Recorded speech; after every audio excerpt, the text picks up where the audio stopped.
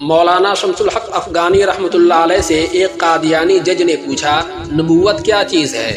مولانا شمس الحق افغانی رحمۃ اللہ علیہ فرمانے لگے نبوت اعلیٰ منصب ہے، اللہ جل شانہ جسے چاہے دے دیتا ہے۔ قادیانی بولا جب اتنا اچھا منصب ہے تو اسے عام کرنا چاہیے۔ مولانا شمس الحق افغانی رحمۃ اللہ علیہ نے 100 روپے کا نوٹ نکال کر فرمایا یہ نوٹ کیسا ہے؟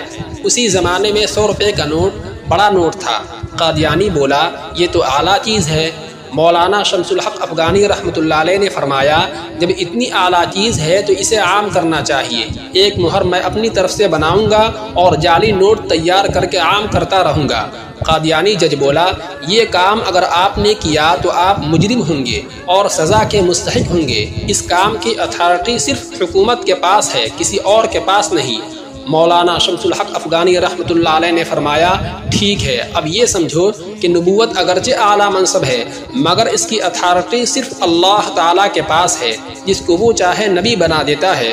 اب آپ لوگوں نے اپنا جعلی نبی بنایا ہے تو اس لیے آپ لوگ اللہ پاک کے نزدیک مجرم ہیں۔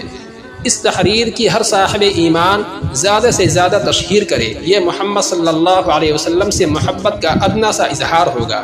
جزاک اللہ خیرا کثیرا۔